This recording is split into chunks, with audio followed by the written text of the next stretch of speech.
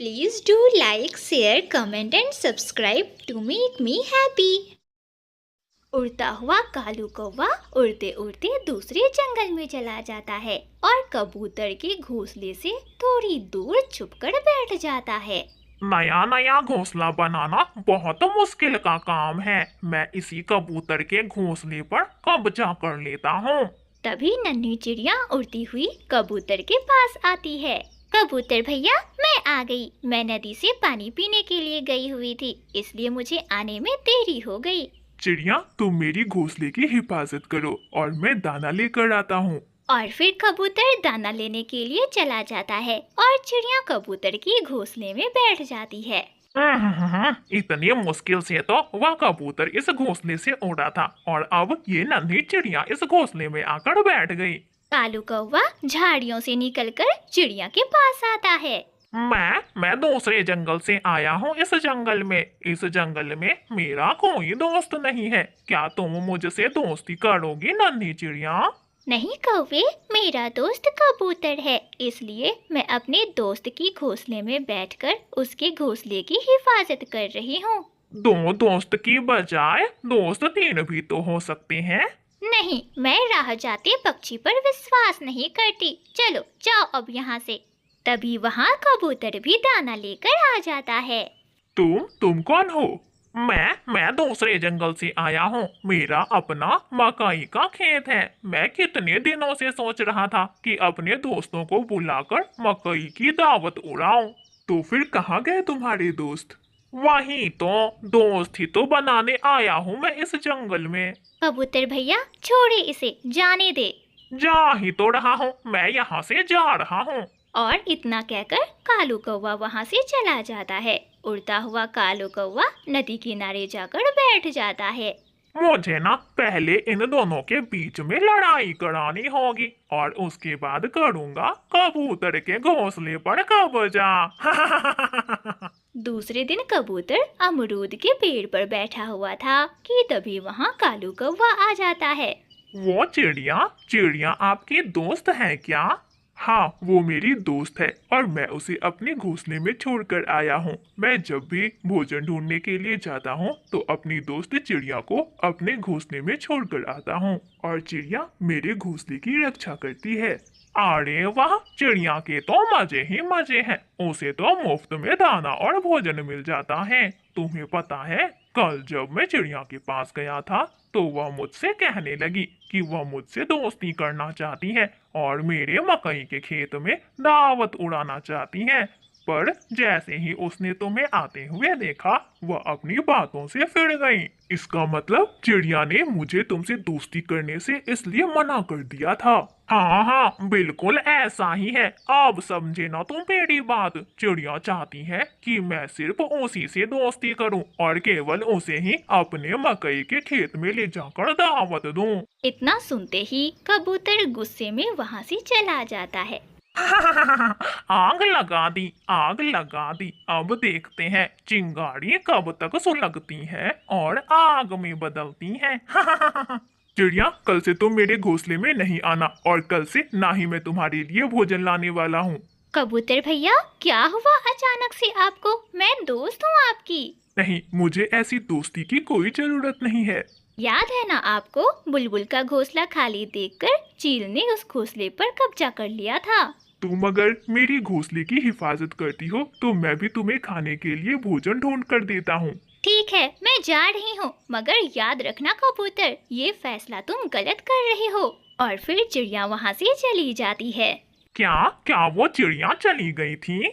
हाँ, कल ही मैंने चिड़िया को भगा दिया। वो तो मुझे चिड़िया के लिए मुफ्त में ही दाना लेकर जाना पड़ता था। मेरे नए दोस्त, तुम मुझे अपने मकई के खेत में कब लेकर जा रही हो? अभी अभी मेरे मकई के भुट्टे छोटे हैं, थोड़े बड़े हो जाने दो, फिर लेकर जाऊंगा तुम्हें। चिड़िया तोते को सारी बात बताती है।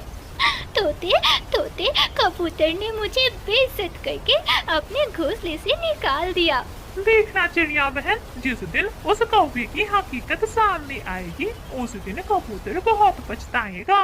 इस तरह कुछ दिन गुजर जाते हैं। एक दिन जब कबूतर भोजन लेकर अपने घोंसले की तरफ आ रहा था कि तभी उसे अपने घोंसले पर एक छाता लगा हुआ दिखाई देता है। जब वह थोड़ी और नजदीक आता है तब उसे अपने घोंसले में कालू कौवा बैठा हुआ दिखाई देता है।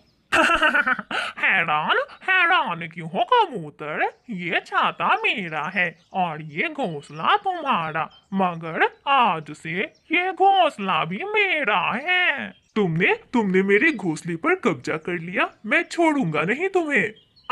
नजदीक आकर तो दिखा, ऐसा मारूंगा ना कि दूर जाकर गिरेगा। तुम अकेला मेरा कुछ नहीं बिगाड़ सकते हो, इसलिए तो मैंने उस मनहूस चिड़िया को बीच में से निकाला है। ये सुनकर कबूतर जान जाता है कि चिड़िया से लड़ाई कौवे ने केवल उसके घोंसले पर कब्जा करने के लिए लगाया था। कबूतर दुखी मन से पीछे मुड़ता है। तोते यार, चिड़िया कहाँ है? चिड़िया चिड़िया तो थोड़ी देर पहले मेरे पास आई थी, मगर अब कहाँ है चिड़िया? चिड़िया दूसरे जंगल गई है, बता कर नहीं गई है कि कहाँ गई है। उसने सिर्फ यह बताया है कि कबूतर ने उसे बेइज्जत करके उसके घोंसले से निकाला है और वह यह जंगल वापस कभी नहीं आएगी। ये सुनकर कबूतर रोने लग जाता है और अपने किए पर बहुत पछताता है। प्यारे दोस्तों, अगर आपको यह कहानी अच्छी लगी तो इस कहानी को लाइक करना बिल्कुल ना भूलना। तोता, कबूतर, बुलबुल, चिड़िया सभी दोस्त थे। वैसे तो कालू कौवा भी उनका दोस्त था, मगर वह हमेशा ही दूसरे पक्षियों को उल्लू बनाने में लगा रहता था। चिड़िया बहन, अब कुछ दिनों में ही जंगल में बारिशों का मौसम शुरू होने वाला है। हमें ना बारिशों के मौसम के लिए भोजन का कुछ न कुछ व्यवस्था तो करनी ही होगी। तोते भैया, हमें कुछ ऐसा उपाय करना चाहिए जिससे बारिशों के दिन बहुत अच्छे से गुजर जाए। मेरे पास एक उपाय है, अगर आप लोग को पसंद आए तो। बताओ बताओ कबूतर भैया, क्या उपाय है? दोस्तों, क्यों ना हम अपने जंगल में भोजन बैंक खुलवा ले। जब सभी पक्षी रोजाना अपनी भोजन लेकर शाम को वापस घर लौटेंगे, तभी कुछ दिन के वे भोजन बैंक में जमा कर देंगे और जब बारिशों का मौसम आएगा तब भोजन बैंक से हम उन दानों को ले सकते हैं। वाह वाह कबूतर, क्या उपाय बताया है, बिल्कुल कमाल का आइडिया है।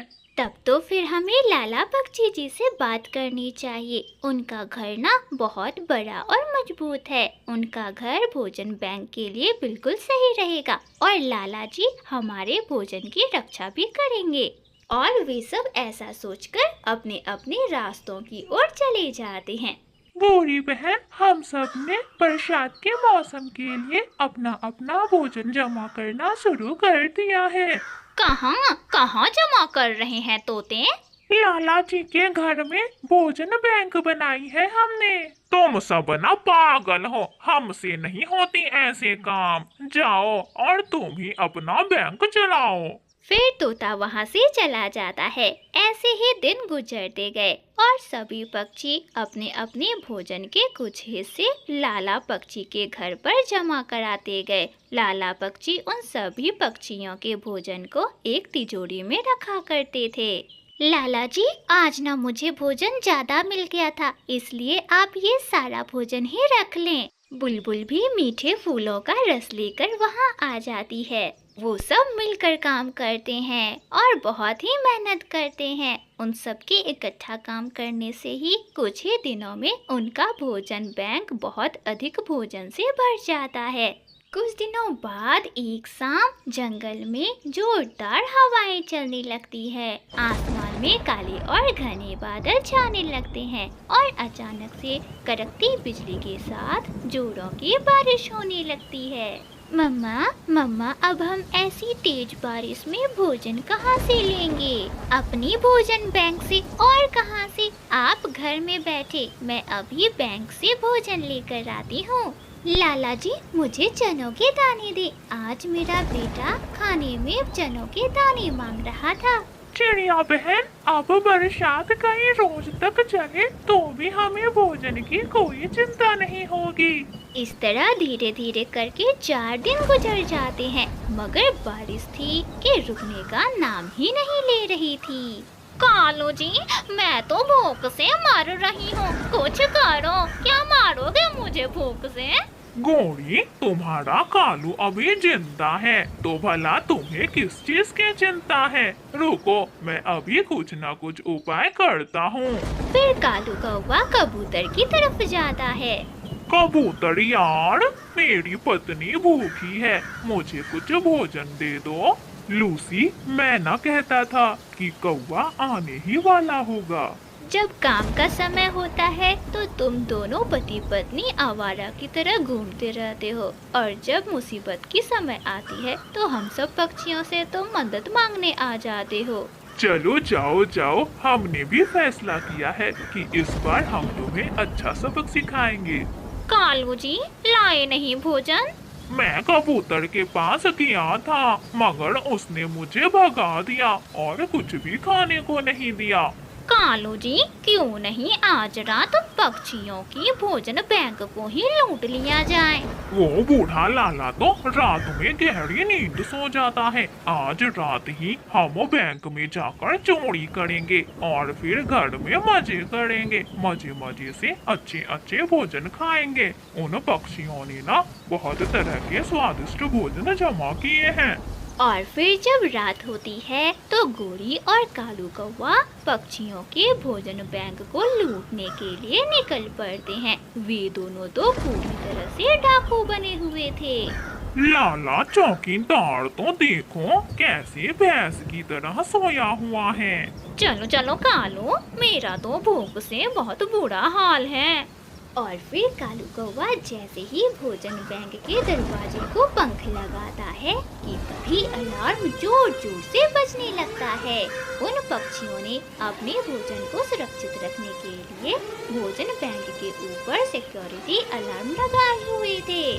भाग कालू भाग, अगर पकड़े गए ना तो बहुत पीटेंगे। भाग कालू भाग। और फिर दोनों कौवा और कौवी वहाँ से भागते हैं। दोनों पति पत्नी बहुत तेजी से भाग रहे थे कि उड़ते उड़ते अचानक से वे एक पेड़ से जाकर टकरा जाते हैं और धड़ाम से नीचे गिरते हैं। लाला पक्षी भी उनके पीछे उन्हें ढूंढते हुए आ जाते हैं। ये लाठी देख लो, अगर यहाँ से सुबह तक हिले तो एक लूंगा। ना ना लाला जी, ना मारना, मेरे पंख में तो पहले से ही दर्द हो रहा है। दूसरी रोज बारिश भी रुक गई थी। लाला जी सभी पक्षियों को बुला लेता है। बेशरम चोरों, हमें पागल समझ रखा है। तुम्हारे लिए ही तो मैंने ये सिक्योरिटी अलार्म लगाया हुआ था, पकड़े गए ना। फिर कौवा और कौवी सभी पक्षियों से माफी मांगते हैं, मगर जंगल के सभी पक्षी उन्हें एक ही शर्त पर माफ करते हैं कि वे जंगल की सफाई करेंगे। कालू जी, मैं तो सुबह से झाड़ू लगा लगा कर थक गई हूँ। चोरी करने का मशवरा भी तो घोड़ी तुमने ही दिया था, अब भुगतो। प्यारे दोस्तों, इस कहानी को लाइक करना बिल्कुल ना भूलना।